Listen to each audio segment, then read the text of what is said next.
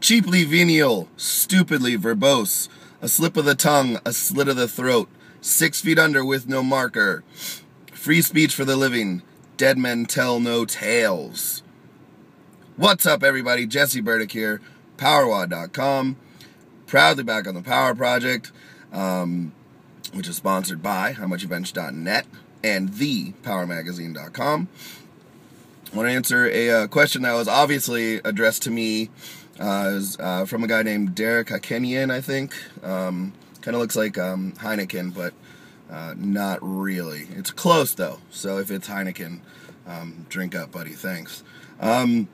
So it was addressed to Mr. Jacktacular, and it's pretty obvious that it's me. So I'm going to go ahead and answer this instead of Mark. So the question is he goes on and tells us about himself and about what he wants to do and everything, and that's cool. And the question ends up coming out after he writes his essay, saying that he's kind of figured out that the job that he's in right now isn't the job that he wants to continue to do. He's kind of got a taste for training some football players, some younger kids, and wants to make his way in the world as a coach and do some good damage that way and kind of get out of his job. So he's kind of asking, how do you go about that? When do you know, etc.? So the one thing that caught me really, and we can talk about that really quickly, is, at the end, Derek says something along the lines of, you can't make gains in an office chair. Well, dude, that's bullshit. You can make a gain sitting in any chair, as long as you get the fuck out of that chair, and as long as you go in and you work hard. I know people who are lawyers working 14 hours a day, who are going to be able to go out there and go ahead and make gains. Sam Bird just became a lawyer, so he's just like the lowest rung on the totem pole, yet he's still going to go out and he has a plan, he has a goal. His goal is to go ahead and beat Eric Lillibridge's squad of 906, and he wants to be the heaviest raw squad at the Animal Cage next year in Columbus, Ohio, at the Arnold Sports Festival. How about them goals? This guy is working 16 hours a day, but he's going to find a way to do it. You can find a way to do anything. So no motivational bullshit, nothing along those lines. You can always make gains. You just got to make sure that you have a solid plan and go ahead and follow it. Now, I had to deal with this with a couple of friends of mine and also a couple of clients of mine who say, hey, I think it's time for me to, become a coach. I'm going to quit my job and, become a coach and open up my own gym. So my question to all of them is, and it's going to be presented to you as well, is, do you really love coaching, or do you just really fucking hate your job? Answer that question. Be honest with yourself. Sometimes the answer is yes to both. And then your path is there. But if you really just hate your job, if you're miserable, if you hate your boss, etc., you're looking for anything and everything. And guess what? If lifting and training is something that you enjoy, obviously you'd want to do that if you can. But there's a lot of stuff that comes along with, that being your profession, and especially goes along with being a gym owner. And I'm going to let you and everyone out there in the Power Project land, Power Project Army land here, let everybody know in on a little secret. Neither Mark nor myself own our own gym. We contract out of other people's gyms. So we aren't necessarily the greatest people to ask about owning a gym, etc. I know for myself, and I know for Bell as well, if he had to go ahead and make sure that the lights were on and everything was paid, man, it would be a dark, cold, even darker, colder super training that's been going on over there. Mark does something really, really well. So do I. Some of the other stuff we don't do well. So what do? We go ahead and we give that up to somebody else, and they take care of it for us.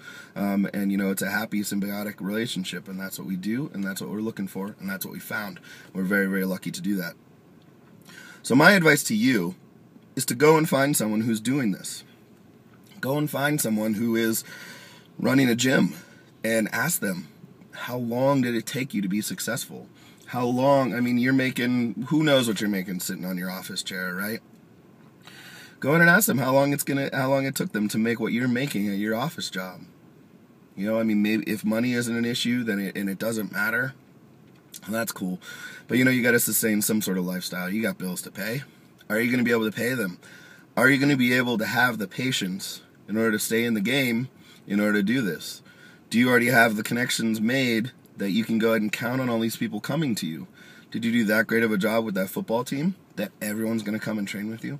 Have you thought about all this stuff? Really, really think, and you're going to have to think in the future. You need a business plan. You need a 5-year fucking plan, man. You need to sit down and make sure that this is something that you can sustain for the rest of your life. You say that you want to lift and you want to do this stuff for the rest of your life. That's awesome, man. I'll be right there with you. I won't be owning my gym. I'm going to keep doing the way that I'm doing it. So look for all the situations that are out there and be realistic about it. You know what I mean? You got to take everything into consideration when you're doing that. I don't know if you got a wife. I don't know if you got kids. I don't know what you got going on, mortgage, car payment, etc., etc. What happens when you go ahead and open up your gym and you're leveraging $5,000 a month and you're pulling in $2,000? You're negative $3,000 and you got a bunch of bills to pay. What are you going to do then? How long can you sustain that? Go get a small business loan. Cool, that buys you how much time? 9 months. Then what, right? So you got to really think about these things. Think it out and come up with a plan. And if that plan works for you, dude, that's awesome. But just because you love something doesn't necessarily mean that you're meant to do it. It could be a hobby, you know what I mean? There's a lot of people who love baseball, basketball, etc. And guess what they do? They sit on their couch and they watch it every Sunday. They sit on their couch and they watch the tournaments. It doesn't necessarily mean they're great at it, but they love it. Something else to say about this whole thing is, this isn't a job for me. This isn't a job for Bell. This isn't a job for Zach Evanesh. This isn't a job. This is who we are. You know what I mean? We live, breathe, die, and bleed this stuff. I have a hard time going home and leaving stuff at the gym. I got to take care of my daughters, and I can't be worrying about a lift. I can't be worrying about somebody else. I can't be worrying about anything, because I got 2 little girls to take care of. But I can't help it. This is what I do. This is what I think about. The thing that I hate the most, which Belle loves to do to me, is show me my 854 pull that I missed. And just thinking about it now is kind of giving me anxiety. I mean, I hate that. I hate missing it. It's going to bother me for the next 24 hours because I'm going to try and figure out what I did wrong and what I can do and everything. This shit should bother you every single minute of every single day and go from there. So, if that's your passion, if that is life for you and it's a sustainable life for you, I'm all for it, man. I think that's awesome. You let us know where you are. I'd love to come and do a seminar at your gym if it happens. Just a message from, the Power Project to everyone out there worrying about that, thinking about that, trying to come up with what they want to do. You know what I mean? There's sometimes where you got to work to live, not live to work. So, if sitting in your office chair gets your ass out of that office chair after you're done, gets you to the gym, gets you food on the plate, gets you all the recovery, that you need. You get sleep, you get vacation, you get time off, you get health care, you get all this stuff. If that provides you a way to go ahead and take up a hobby, maybe it ain't golf, man. Maybe it's powerlifting. Good for you. That's cool. Doesn't necessarily mean you need to live, breathe, and sweat and diet. You can have another job. It's actually kind of healthy to be away from the gym every once in a while. Does that make sense, man? You know what I'm saying?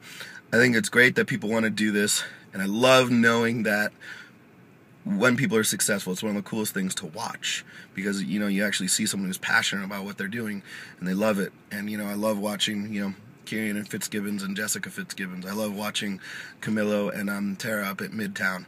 I love talking to Zach Evanesh. Those people fire me up, man. Those people are awesome. And it shouldn't be discounted that is what they do. So take into consideration everything that we talked about, man. Make sure that you got a solid plan in front of you before you go ahead and act. Hopefully that helps out, guys. I rambled on a little bit. Belle's going to make fun of me in the little liner notes there. But it's something important to say, and hopefully you can kind of take it to heart. And hopefully it helps you out, makes you take a logical next step for you guys. All right. Thank you.